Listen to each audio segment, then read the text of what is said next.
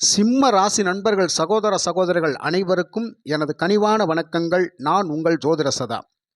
குரோதி வருஷம் சித்திரை மாதம் 18ஆம் நாள் மே மாதம் 1ஆம் தேதி புதன்கிழமை மாலை 5:21 தற்போது மேசராசியில் சஞ்சாரம் செய்து கொண்டிருக்கின்ற குரு பகவான் ரிஷபராசிக்கு பெயர்ச்சியாகி அமரப்போகின்றார். இந்த பெயர்ச்சி நேரம், குரு பகவான் பெயர்ச்சி நேரம் ஆற்காடு காவே சீதாராமையர் சுத்த வாக்கிய சர்வமுகூர்த்த பஞ்சாங்கத்திலிருந்து குறிக்கப்பட்ட நேரம். 12 வருடங்களுக்கு பிறகு சிம்ம ராசிக்கு 10ஆம் வீடான ரிஷபத்தில் குரு பகவான் வந்து அமர்வதால் சிம்ம ராசிக்காரவங்களுக்கு நடைபெறும் அதீதமான நன்மையான பலன்கள் என்ன அப்படிங்கிறத இந்த பதிவில் நான் தெளிவாக சொல்லியிருக்கிறேன். பதிவை ஸ்கிப் பண்ணாமல் பாருங்கள். அப்போ தான் உங்களுக்கான பலன்கள் என்ன சொல்லப்பட்டிருக்கிறது அப்படிங்கிறது முழுமையாக நீங்கள் தெரிஞ்சுக்க முடியும். அதுக்கு முன்னாடி ஒரு விஷயத்தை நான் சொல்லிக்கிறேன். இப்போதைக்கு சிம்ம ராசிக்காரவங்களுக்கு கண்டக சனி நடந்துகிட்டு இருக்கிறது அப்படிங்கிறது தெரிஞ்ச விஷயம். இப்போ வரைக்கும், இதுக்கு முன்னாடி வரைக்கும் சிம்ம ராசிக்காரவங்க வாழ்க்கையில் நிறைய சிரமங்களை சந்திச்சுக்கிட்டு வராங்க அப்படிங்கிறதும் உண்மை. இருந்தாலும் நடந்து முடிஞ்ச விஷயத்தை பற்றி நாம் பேச வேணாம். நடக்க போகிற விஷயத்தை பற்றி மட்டுமே நாம் பேசுவோம். இந்த குரு பயிற்சிக்கு அப்புறம் சிம்ம ராசிக்காரவங்களுக்கு எப்படி இருக்கும், அந்த ஒரு வருஷம் எப்படி இருக்கும் அப்படிங்கிற ஒரு பொதுவான பலனை நாம் இந்த பதிவில் பார்க்க போகிறோம். பொதுவாக ராசிக்கோ லக்னத்துக்கோ குரு 10ல் இருந்தால் பதவிக்கு இடைஞ்சல், பதவிக்கு ஆபத்து அப்படிங்கிற ஒரு விஷயம் ஜோதிடத்தில் சொல்லப்பட்டிருக்குது. அது எந்த அளவுக்கு உண்மை அப்படிங்கிறதையும் நாம் தெரிஞ்சுக்கிறணும். சரிங்களா? அதாவது குரு பகவான் எந்த ராசி லக்னத்துக்கு 10ஆம் வீட்டில் வர்றாரோ அந்த 10ஆம் வீடு குரு பகவானுக்கு நட்பு வீடா, சம வீடா, பகை வீடா, ஆட்சி வீடா, உச்ச வீடா அப்படிங்கிறத நாம் முதல்ல பார்க்கணும். அந்த வகையில் இப்போதைக்கு சிம்ம ராசிக்கு 10ஆம் வீடு அப்படின்ட்டு சொல்லக்கூடிய சுக்கிரனுடைய ரிஷப வீடு குரு பகவானுக்கு நட்பு வீடு. அப்போ இந்த நட்பு வீட்டில் குரு பகவான் வந்தால் நன்மைகளைத்தான் செய்வார். அப்போ பதவியில் இடைஞ்சல்கள் வராது, பிரச்சனைகள் வராது, அலைச்சல் தெளிச்சல் வராது. அப்படியே சின்ன சின்ன பிரச்சனைகள் இருந்தாலும் அது சரி செய்யப்பட்டு விடும். வேலை செய்கிற இடங்களில் சின்ன சின்ன பிரச்சனைகள் வந்தாலும் அது சரி செய்யப்பட்டு விடும். குரு பகவான் இந்த இடத்துல நன்மையை மட்டும்தான் செய்வார், பிரச்சனைகளை தரமாட்டார் அப்படிங்கிற இந்த உண்மையை தெரிஞ்சுக்கலாம். அடுத்ததாக குரு பகவானுக்கு 5ஆம் பார்வை, 9ஆம் பார்வை, 7ஆம் பார்வை அப்படின்னு சொல்லி 3 பார்வைகள் இருக்கிறது நமக்கு தெரிஞ்ச விஷயம். இதையும் தாண்டி குரு பகவானுக்கு 10ஆம் பார்வை அப்படிங்கிற ஒரு சிறப்பு பார்வை இருக்குது அப்படிங்கிறது ஜோதிடத்தில் சொல்லப்பட்ட ஒன்று. இப்போ இந்த 3 பார்வைகளுக்கு அப்புறம் இந்த சிம்ம ராசிகர்களுக்கு 10ஆம் பார்வை தான் ரொம்ப ரொம்ப முக்கியமான பார்வை அப்படிங்கிறத தெரிஞ்சுக்கங்க. சரிங்களா? இப்போ 10ஆம் வீட்டில் இருக்கும் குரு பகவான் 5ஆம் பார்வையாக உங்களின் ராசிக்கு 2ஆம் வீடான தனவாக்கு குடும்பஸ்தானத்தை பார்க்கறதுனால இதுவரைக்கும் குடும்பத்தில் குழப்பங்கள், சண்டைகள், சச்சரவுகள், பிரச்சனைகள் இருந்திருந்தால் அது எல்லாமே சரி செய்யப்பட்டு விடும். கண்டிப்பாக பிரச்சனைகள் தீரும், சண்டை சச்சரவுகள் தீரும், குழப்பங்கள் தீரும். குடும்பத்தில் இருக்கிற எல்லாரும் நல்ல சந்தோஷமாக மகிழ்ச்சியாக இருப்பாங்க, ஒற்றுமையுடன் இருப்பாங்க. அதுக்கு இந்த குரு பகவானுடைய பார்வை ஒத்துழைக்கும். அதே மாதிரி வருமானம் என்கிற தனம் வரவுக்கு பஞ்சமே இருக்காது. அது ஒரு திருப்திகரமான வரவாக இருக்கும். குடும்ப தேவைகளை பூர்த்தி செய்யும். செல்வம் என்கின்ற சேமிப்பு கண்டிப்பாக நாளைய தேவைக்கென்று நீங்கள் கண்டிப்பாக சேர்த்து வைக்க தொடங்குவீங்க. இதுவரைக்கும் சேமிப்பில் இல்லாதவங்களுக்கு அப்படி ஒரு எண்ணம் வரும்.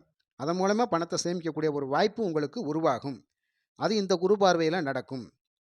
அதேமாதிரி ஆரம்ப கல்வியில் இருக்கிற குழந்தைகள், அதாவது 1 முதல் 5ஆம் வகுப்பு படிக்கின்ற குழந்தைகளுக்கு எல்லாமே இது ஒரு அற்புதமான காலகட்டம். நல்ல மூளைத்திறன் அதிகரிக்கும், அதாவது மெமரி பவர் கூடும்.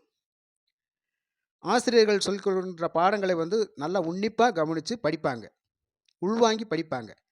அவங்களுக்கு இது ஒரு அற்புதமான காலகட்டம். 2ஆம் இடம் அப்படிங்கிறது அதிர்ஷ்ட வாய்ப்புகளை குறிக்கின்ற இடம். அதனால் அதிர்ஷ்ட வாய்ப்புகள் ஏற்படக்கூடிய அமைப்பும் இந்த குரு பார்வையில் இருக்கும். நண்பர்கள் மூலமாக உங்களுக்கு உதவிகள் கிடைக்கும். இதுவரைக்கும் உங்களுக்கு நண்பர்கள் மூலமாக உதவிகள் கிடைக்கலன்னாலும் கூட சில உதவிகளை நீங்கள் தேடி போய் நண்பர்கள் மூலமாக நீங்கள் அடைஞ்சிக்கலாம். அந்த உதவிகளை அவங்களுக்கு கண்டிப்பாக செய்து கொடுப்பாங்க. புதுசாக ஆடை ஆபரண சேர்க்கைகள் எல்லாமே இந்த காலகட்டத்தில் உண்டாகும். இது வரைக்கும் நீங்கள் தங்கம் வாங்கணும், ஆபரணங்கள் வாங்கணும் அப்படின்னு நினச்சிக்கிட்டு இருக்கவங்கள இது வரைக்கும் வாங்க முடியாமல் போயிருந்தாலும் இனிமேல் நீங்கள் வாங்குவீங்க. அப்படி ஒரு காலகட்டம் உங்களுக்கு இது அற்புதமான காலகட்டமாக இருக்குது. அதனால் ஆடை ஆபரண சேர்க்கைகள் கண்டிப்பாக இருக்கும். அதே மாதிரி பேச்சுவார்த்தைகளில் ஒரு நல்ல சுமூகமான பேச்சுவார்த்தை இருக்கும். அன்பாக பேசுகிற மாதிரி பேச்சுவார்த்தைகள்லாம் இருக்கும். உங்களுடைய பேச்சுக்களை வந்து மற்றவங்க மதிக்கக்கூடிய அமைப்பில் இருக்கும். எதிர்வாதங்கள் செய்வது இதெல்லாம் வந்து குறைஞ்சிரும். இது மாதிரி சாஸ்திர ஞானங்கள் கற்றுக்கிறணும்னு நினைக்கிறவங்களுக்கு எல்லாமே இது ஒரு அற்புதமான காலகட்டம்.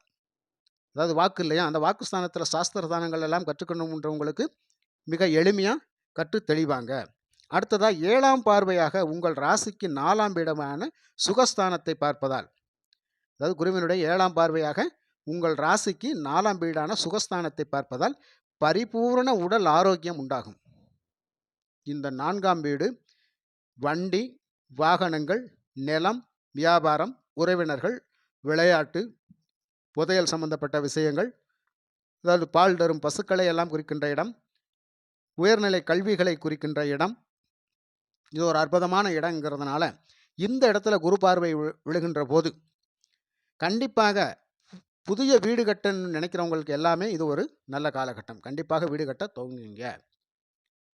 புதுசாக வண்டி வாகனங்கள் வாங்கணும்னு நினைக்கிறவங்களுக்கெல்லாம் இது கண்டிப்பாக ஒரு உகந்த நேரம். அதாவது ஆடம்பரமான சொகுசான கார்கள் எல்லாம் வாங்கக்கூடிய காலகட்டம் இது. கண்டிப்பாக வாங்குவீங்க. இது சிம்மராசிக்காரங்களுக்கு சில பேர்களுக்கு நடந்தே தீரும். கண்டிப்பாக வாங்கியே தீருவாங்க.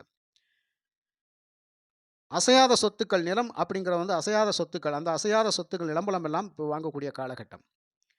வியாபாரத்தில் இருக்கிற சிம்மராசிக்காரவங்களுக்கு வியாபார தொழில் நல்லா சிறப்பாக நடக்கும். அதிகமான லாபத்தை பெறுவார்கள்.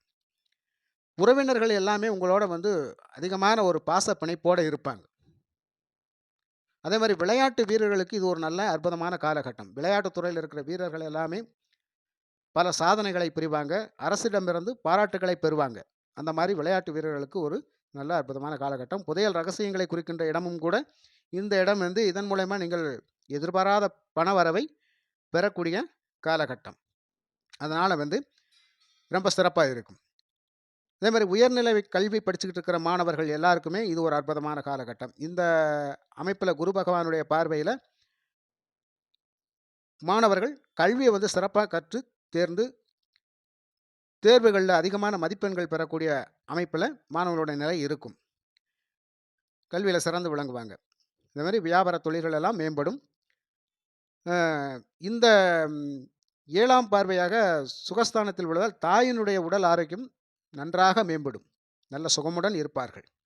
அடுத்ததாக வந்து 9ஆம் பார்வையாக உங்கள் ராசிக்கு 6ஆம் இடமான நோய் எதிரி கடன் ஸ்தானத்தை பார்க்கிறதால இதுவரைக்கும் சிம்மராசிக்காரவங்க கடன் பிரச்சனைகளில் சிக்கி தவிச்சுக்கிட்டு இருந்தீங்க அப்படின்னு சொன்னால் உங்களுக்கெல்லாம் ஒரு விடிவு காலம் பிறந்துருச்சுன்னே வச்சுக்கலாம். உங்களுக்கு கண்டிப்பாக கடன் பிரச்சனையிலிருந்து தீரக்கூடிய ஒரு அமைப்பு இந்த நேரம். அதற்கான வழிகள் பிறக்கும். வருமானங்கள் உண்டாகும். கடனை அடைப்பதற்கான வழிகளும் வருமானங்களும் உண்டாகும். அதன் மூலமாக கடனை அடைப்பீங்க. கடனை அடைச்சிட்டாலே ஒரு கிட்டத்தட்ட ஒரு 90% நிம்மதியாக. அந்த நிம்மதி உங்களுக்கு இப்போ கிடைக்கக்கூடிய காலகட்டம். பொதுவாக என்ன சொல்லுவோம்? எனக்கு எதுவுமே வேணாம், நிம்மதி இருந்தால் போதும், சந்தோஷம் இருந்தால் போதும், கைகள் நல்லா இருந்தால் போதும், உழைச்சி சம்பாதிச்சு சாப்பிட்டுக்கிறேன். இதைத்தான் நம்ம எல்லாரும் சொல்லக்கூடாது. அந்த ஒரு அமைப்பை இந்த சிம்மராசிக்காரவங்களுக்கு இப்போ குரு பகவான் கொடுக்கின்ற நிலைமையில் இருக்கின்றாரு. அதே மாதிரி தாய்மாமன் உறவுகள் பலப்படும். அவர்கள் மூலம் வந்து உங்களுக்கு உதவிகள் கண்டிப்பாக கிடைக்கும். இது வரைக்கும் உங்களோட பகைமையில் இருந்தவங்க எல்லாருமே உங்களோட நட்பு பாராட்டி பழகுவாங்க. நல்ல அன்பு ஆதரவாக இருப்பாங்க. தேவையில்லாத வீண் செலவுகள் எல்லாமே இந்த காலகட்டத்தில் குறைஞ்சு பொருள் இழப்பெல்லாம் ஏற்படாது. ஒரு நல்ல சேமிப்பில் இருக்கும். நோய் நொடி உபாதைகளில் இருக்கிறவங்களுக்கு எல்லாமே உடல் ஆரோக்கியம் பெற்று நிம்மதியாக இருக்கக்கூடிய காலகட்டம். அடுத்ததாக 10ஆம் பார்வை. இதுதான் உங்களுக்கு ரொம்ப முக்கியமான பார்வை. உங்கள் ராசிக்கு 7ஆம் இடமான களத்திரஸ்தானத்தில் குருவின் 10ஆம் பார்வை விழுவதால் இதுவரை கணவன் மனைவிக்குள் இருக்கும் பிரச்சனைகள், வீண் வம்பு வாதங்கள், சண்டை சச்சரவுகள், ஒருத்தருக்கு ஒருத்தர் புரிதல் இல்லாமல் பேசி சண்டை போடுறது, பிரிவினையை ஏற்படுத்துறது, இந்த மாதிரி பிரச்சனைகள்லாம் சிம்மராசிக்காரவங்களுக்கு நடந்துக்கிட்டு இருக்குது. அதுக்கெல்லாம் ஒரு தீர்வு தரக்கூடிய அமைப்பில் தான் இந்த 10ஆம் பார்வையாக உங்கள் களத்திரஸ்தானத்தில் விழுகிறதுனால கண்டிப்பாக அதிலிருந்து அதுக்கு தீர்வு கிடைக்கும். கணவன் மனைவி ஒற்றுமை ஏற்படும். சண்டை சச்சரவுகளுக்கெல்லாம் முற்றுப்புள்ளி வச்சு சமரசமாக அடைவீங்க, சமரசமாக போவீங்க. அதனால் சந்தோஷம் மகிழ்ச்சி கண்டிப்பாக ஏற்படும். எல்லாரும் ஒன்று சேரக்கூடிய அமைப்பு. 7ஆம் இடம் களத்திரஸ்தானம் அப்படிங்கிறதுனால இந்த குருவனுடைய 10ஆம் பார்வையால் கண்டிப்பாக உங்களுக்கு வந்து ஒரு திருமண அமைப்புகள் எல்லாம் கைகூடி வரக்கூடிய இது. அதனால் வந்து இந்த காலகட்டங்களில் திருமண காரியங்களுக்காக காத்திருப்பவர்கள் எல்லாமே வந்து மன வாழ்க்கை அமையக்கூடிய நேரம். அதனால் அதுவும் நன்றாக நடக்கும். சரிங்களா? கலைப்பொருட்கள், ஜவுளி வியாபாரம் பண்ணுறவங்களுக்கெல்லாம் வந்து இது ஒரு அற்புதமான காலகட்டம். இந்த குரு பயிற்சியில் வந்து கண்டிப்பாக அவங்கெல்லாம் அதீத வளர்ச்சி பெறுவாங்க. இந்த குரு பயிற்சி பொதுவாக என்ன கொடுக்க போகுது சிம்மராசிக்காரவங்கன்னா, நிம்மதியை கொடுக்க போகுது, சந்தோஷத்தை கொடுக்க போகுது. இதுதான் முற்றிலும் உண்மை. குறை ஒன்றும் இல்லை. சரி நண்பர்களே, மற்றும் ஒரு நல்ல பதிவில் உங்களை நான் சந்திக்கின்றேன். நன்றி, வணக்கம்.